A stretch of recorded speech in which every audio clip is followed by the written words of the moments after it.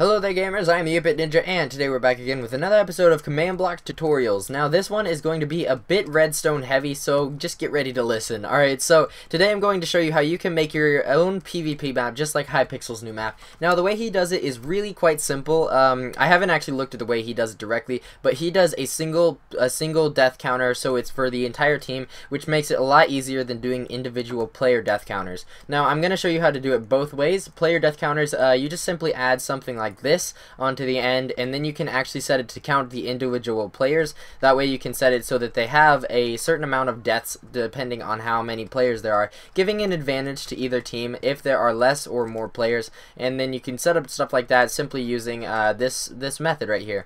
Alright, so to start off with, you're going to have this basic thing. Don't pay attention to this. This right here is not important. It's simply how I activate it without having to push on the pressure plate, because then it is a single push. Alright, so the way that you set it is you want to have their spawn point right here. You want to have it right above the pressure plate because they cannot spawn on the pressure plate. So if you go ahead and open up with F3, and then you copy down those locations, and you set their spawn point so whenever they join in the PvP match, that they will spawn right there for either team. Now you do have to set it so it selects the teams, but that's also really simple to do. You can have it just simply select by distance, and then have it continuously select for the number of players that there will be. Alright, this stuff right here is not relevant. I'm just messing with it. So then you have something like this set up. Now you have to go out this far. It doesn't have to be exactly this far. It could, for example, be this short. I simply make it that far to give a bit of extra room just to make things easier. And then you want to have a 4 tick delay on each of these repeaters right here, so that it is 1 second delay all the way to this piston.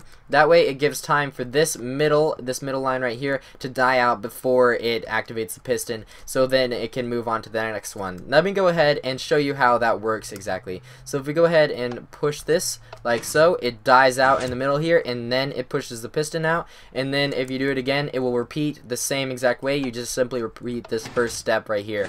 There you go.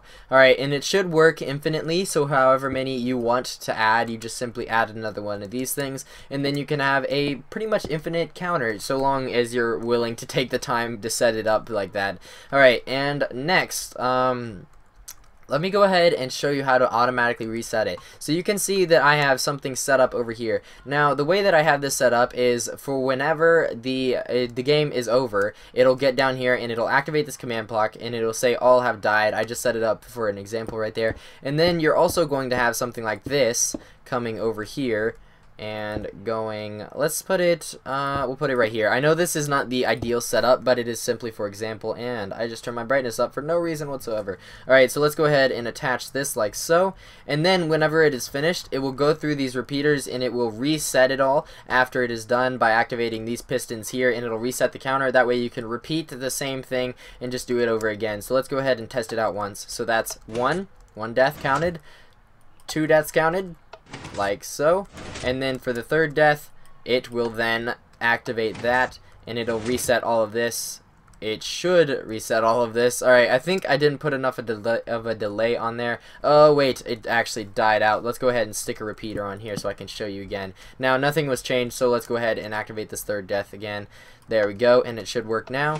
And now you simply wait for those, and then it'll activate those pistons, resetting it all. And that's how you make that death counter. Now you can make a map just like Hypixel's. It's really simple and easy to set up. You simply have it so after that they teleport here, you immediately have them teleport here just by simply setting up something like this. And then you have it set to, you can have it set to go to the relevant coordinates, so it doesn't go exactly where you say, but it spawns somewhere in that radius. I'm not sure what the actual radius is. I have to figure that out, and I will note that in the next video, but you can set it to relevant coordinates by putting the little squiggly line right there in front of each of the coordinates. Now I did put it at 65, that way you spawn at an even level every time, and you're going to want to do that on your map, otherwise you can end up spawning way too high and it'll drop you down and you'll instantly die. So you want the I believe that is the Y coordinate, X, Y. Yes, that is the Y coordinate. You want that to always be exact. You don't want that to change, and then you want to set the rest as relevant, and then you can have them spawn in a somewhat relevant coordinate, so it'll pretty much work like this. Now you drop onto it and it teleports you immediately. Now you can see that that was not quite exact. I believe that is a bit buggy. I'm not sure exactly how that works, so you might want to just set up the exact coordinate, because that just makes it easier. But that's how you do it, and then it immediately teleports you off, and it'll count the death like so, because of the fact that it is immediate. Now, if they are sitting on it for too long, like say, let's go ahead and break this. We'll just put down a redstone torch. That will actually activate all of them. So you want to make sure it's a single click, because otherwise it'll make it up. It'll mess it up, I mean. And then there you go. So that's how you do that. And then those should actually, we gotta reset this now. Go ahead and push this right here. Bam. That'll fix that up. Okay, so that's how you do that, and you can now make your map just like Hypixel's. It's really simple to do and really easy. Now I'm going to show you how you can have a certain number of deaths per players. So the way that you do that is you set up something like this. Now what this does here is you go ahead and you teleport a player in from whatever you want their location to be. Say you just have something over here, and you just have them whenever they want to join in, they step on a pressure plate, and it then teleports them over here onto this pressure plate right here. And then you simply have one of these blocks set their spawn point right above this, so it'll then count their deaths whenever they die. And then you can also have extra command blocks here to do whatever you want, give them weapons or anything like that. You can also have it set to change their game mode, or if you need anything like that. So that's how you do that. Now let's see.